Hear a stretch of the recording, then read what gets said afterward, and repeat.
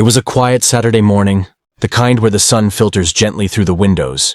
Birds chirp outside and the world feels normal. But I didn't get to enjoy that peace.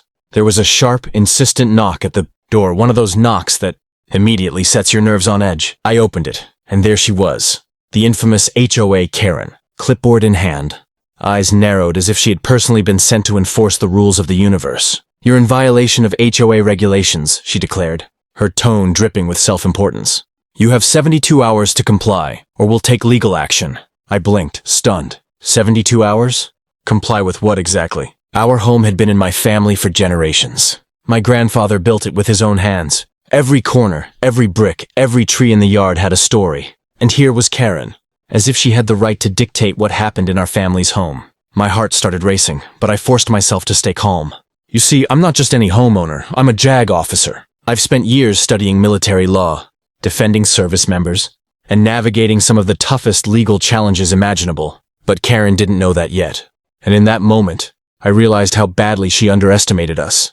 She launched into a lecture about landscaping violations, fence heights, and permit discrepancies, her voice rising with each accusation.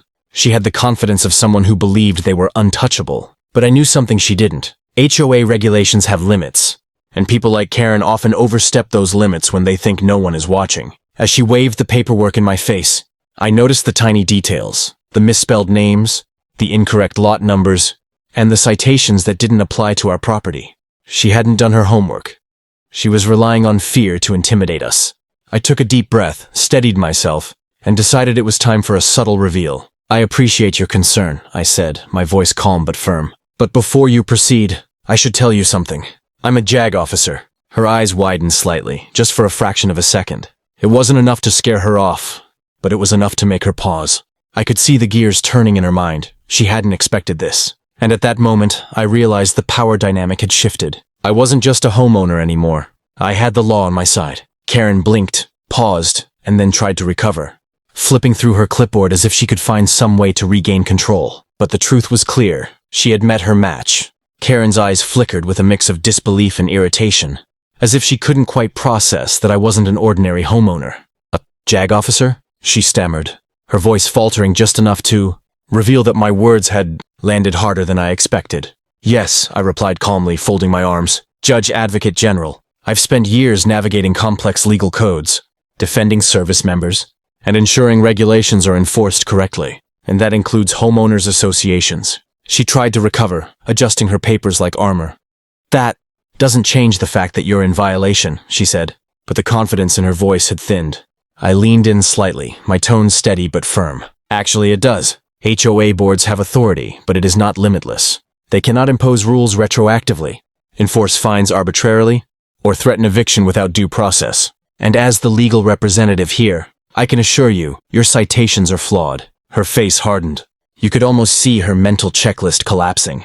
She had assumed fear would be enough, fear and compliance, but she hadn't counted on someone who could legally dismantle her entire argument in minutes. I gestured to the first notice she had handed me. "Look closely. Lot numbers don't match. Dates are inconsistent. And some of these so-called violations reference guidelines that are not enforceable under state law. If you proceed, you'll be risking not just your credibility, but legal action against the HOA itself." Karen's jaw tightened. She flipped through more papers, trying to regain some semblance of control.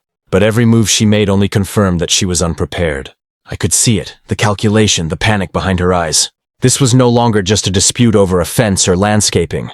It had become a power struggle, and I had the legal upper hand. I paused, letting the weight of my words sink in.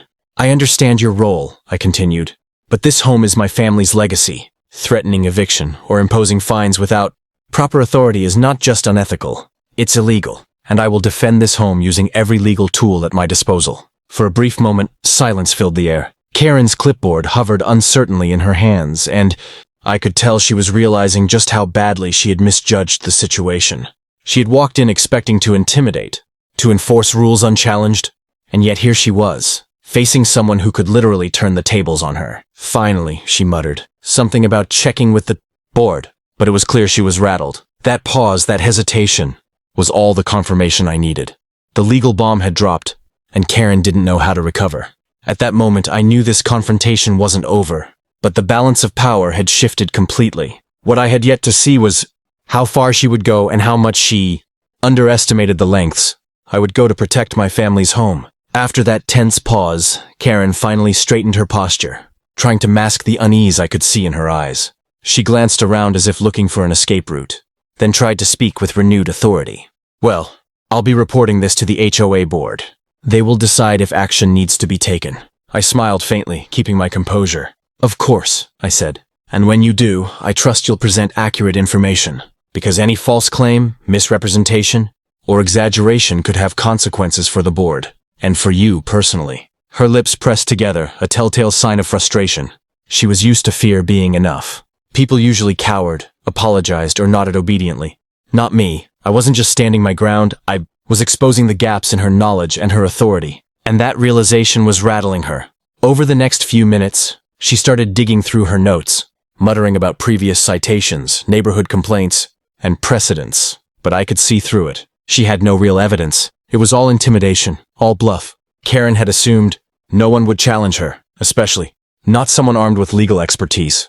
I decided to press the advantage, keeping my voice calm but unwavering. Look, I want to resolve this peacefully. I respect the HOA when it operates fairly, but threats and intimidation are not acceptable.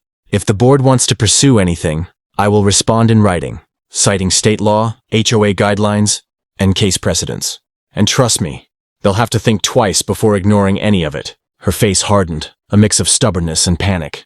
She realized this wasn't going to be easy. She tried one more tactic, leaning in closer, lowering her voice with that classic Karen tone meant to intimidate. I don't think you understand the situation. This board has power. You could be forced out, fined thousands of dollars. I interrupted, steady and firm. And I don't think you understand me. I've defended clients who faced far greater threats.